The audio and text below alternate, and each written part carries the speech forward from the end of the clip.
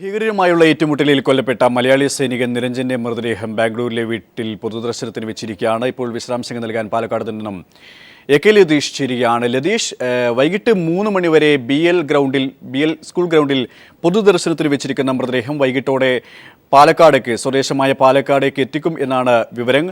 ഇപ്പോൾ ബന്ധുക്കൾക്ക് ഏതാണ്ട് എത്ര മണിക്കായിരിക്കും മൃതദേഹം എത്തുക എന്ന വിവരമാണ് ലഭ്യമായിരിക്കുന്നത്? മറ്റു വിവരങ്ങൾ?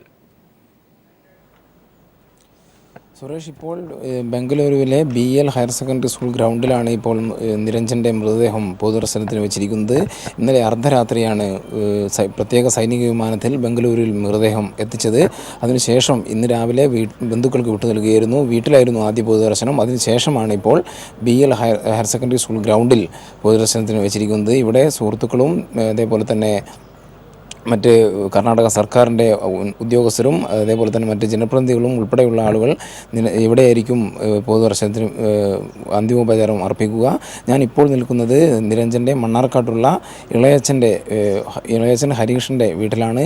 ഇവിടേക്കാണ് മൃതദേഹം കൊണ്ടുവരിക. എന്തായാലും അവിടെ നിന്ന് 3 മണിക്ക് ശേഷം, ഉച്ച കഴിഞ്ഞ് 3 മണിക്ക് ശേഷം വാഹനത്തിൽ പാലക്കാട്ടേക്ക് കൊണ്ടുവരുമെന്നാണ് നമുക്ക് ഇപ്പോൾ ലഭിക്കുന്ന വിവരം. ഇപ്പോൾ വീട്ടിൽ ജില്ലാ കളക്ടർ P. മേരിക്കുട്ടിയും അതേപോലെ തന്നെ പോലീസ് റവന്യൂ ഉദ്യോഗസ്ഥരും എത്തിയിട്ടുണ്ട്. അവർ ബന്ധുക്കളുമായി സംസാരിച്ചുകൊണ്ടിരിക്കുകയാണ്.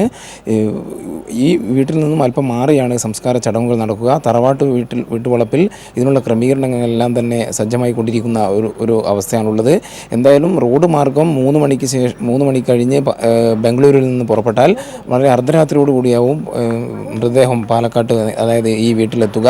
അങ്ങനെയെങ്കിൽ നാളെ രാവിലെ ആയിരിക്കും പൊതുദർശനവും സംസ്കാര ചടങ്ങുകളും നടക്കുക എന്നുള്ള രീതിയിലേക്കാണ് ഇപ്പോൾ കാര്യങ്ങൾ പോകുന്നത്. സുരേഷ്, ലതീഷ്, ധീരജവാനി രാജ്യം ആദരാഞ്ജലികൾ അർപ്പിക്കുമ്പോൾ ജന്മനാടായ സ്വദേശമായ പാലക്കാട് എളമ്പലശ്ശേരി എത്രമാത്രം വൈകാരികതയോടെയാണ് അദ്ദേഹത്തെ കാത്തിരിക്കുന്നത്?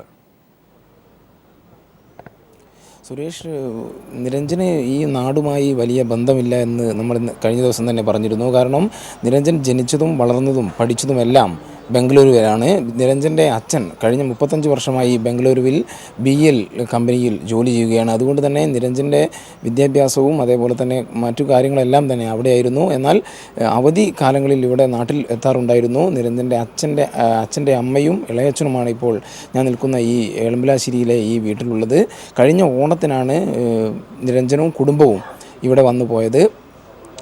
അതുകൊണ്ട് തന്നെ കാര്യമായ ഒരു സൗഹൃദ വലയം നാട്ടിൽ നിരഞ്ജനില്ല എന്ന് തന്നെ പറയാം. എന്നാലും ഈ നാടുമായുള്ള വലിയ ആത്മബന്ധം നിരഞ്ജനുണ്ടായിരുന്നു. അത്തരത്തിൽ ഇവിടെ എത്തുമ്പോൾ നാട്ടുകാരുമായും അതേപോലെ തന്നെ ബന്ധുക്കളുമായും ഒരു സൗഹൃദം പങ്കിടുന്ന ഒരു അവസ്ഥയായിരുന്നു നിരഞ്ജനുണ്ടായിരുന്നത്. എന്തായാലും രാവിലെ മുതൽ, ഇന്നലെ വൈകിട്ട് മുതൽ വിവരമറിഞ്ഞ് വീട്ടിലേക്ക് ആളുകൾ എത്തിക്കൊണ്ടിരിക്കുന്നു. ഇന്ന് രാവിലെ മുതലും നിരവധി ആളുകളാണ് ഈ വീട്ടിലേക്ക് എത്തിക്കൊണ്ടിരിക്കുന്നത്.